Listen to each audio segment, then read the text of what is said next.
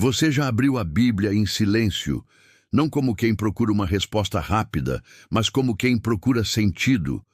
Já leu um versículo que parecia falar direto com você e depois descobriu que em outra Bíblia esse mesmo versículo simplesmente não estava lá? Quando isso acontece, algo mexe por dentro.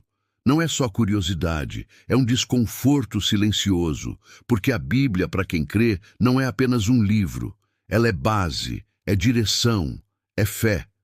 E por isso, quando alguém percebe que certos textos aparecem em algumas traduções e em outras não, a pergunta surge quase automaticamente: será que a Bíblia foi alterada? Essa pergunta assusta, mas ela não nasce da dúvida, ela nasce do amor pela palavra.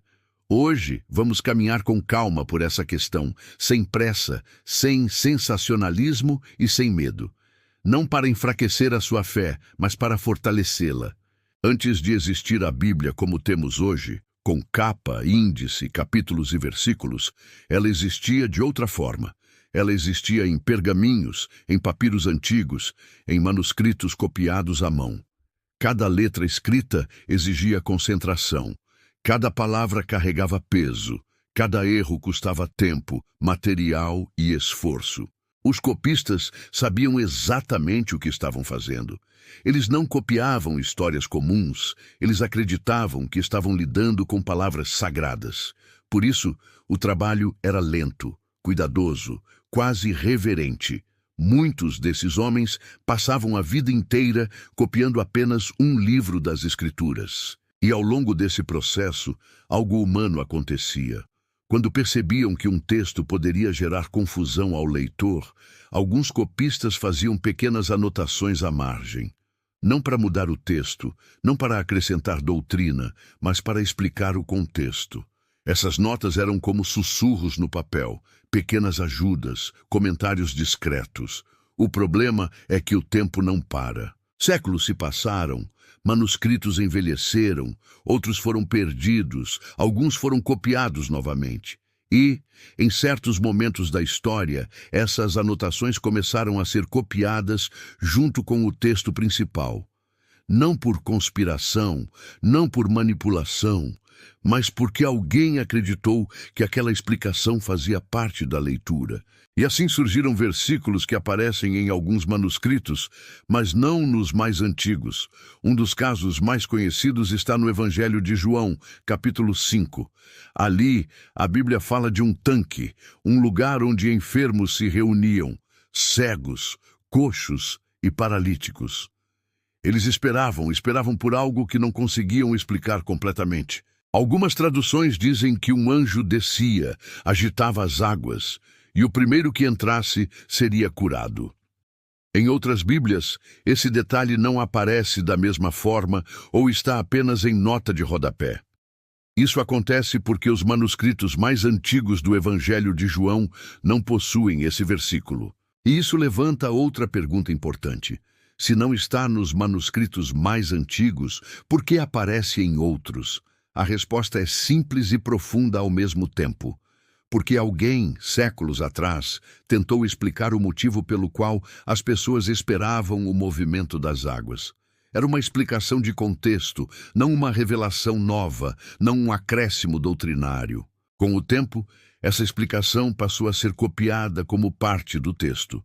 Quando estudiosos modernos compararam milhares de manuscritos antigos, eles perceberam esse detalhe. Então veio a decisão difícil: manter o texto como estava ou ser fiel aos manuscritos mais antigos. As traduções mais responsáveis escolheram a fidelidade. Não apagaram o versículo, não esconderam, mas explicaram. Colocaram notas, fizeram observações e deram transparência ao leitor. Isso não enfraquece a Bíblia. Isso a honra. Porque mostra que a fé cristã não tem medo da verdade, nem da pesquisa, nem da história. Nenhuma verdade essencial do cristianismo depende desses textos discutidos. Jesus continua sendo o Filho de Deus, a cruz continua sendo o centro, a salvação continua sendo pela graça, e a ressurreição permanece como fundamento da fé. A Bíblia não se sustenta em um único versículo isolado. Ela se sustenta em uma mensagem inteira, coesa, viva e transformadora. O mais impressionante nisso tudo não é que existam variações entre manuscritos. O mais impressionante é o quanto a Bíblia permaneceu intacta mesmo depois de tantos séculos, mesmo sendo copiada à mão, mesmo atravessando impérios e mesmo sobrevivendo a perseguições. Talvez a pergunta correta não seja o que tiraram da Bíblia, mas quanto cuidado foi necessário para que ela chegasse até nós. Quanto esforço, quanto zelo, quanto temor. O versículo não foi censurado, não foi apagado, não foi escondido. Ele foi estudado. E isso revela algo poderoso. A fé cristã não é frágil, ela é profunda. Talvez, depois de tudo isso, a pergunta já não seja mais se algum versículo foi retirado. Talvez a verdadeira pergunta seja outra: como um texto escrito à mão, em um mundo sem tecnologia, sem impressão e sem facilidades, conseguiu atravessar séculos sem perder a sua essência? A Bíblia passou por mãos humanas, mas carregava algo maior do que elas. Ela foi copiada, comparada, estudada e questionada, e ainda assim permaneceu. Não como um livro frágil, mas como um testemunho vivo. Os versículos que geram dúvida não revelam fraqueza na palavra, revelam cuidado, zelo e responsabilidade. Porque a verdade não precisa ser protegida do estudo, ela resiste a ele. E talvez seja exatamente isso que torne a Bíblia tão singular. Quanto mais ela é examinada, mais profunda se mostra. Quanto mais o tempo passa, mais firme ela permanece.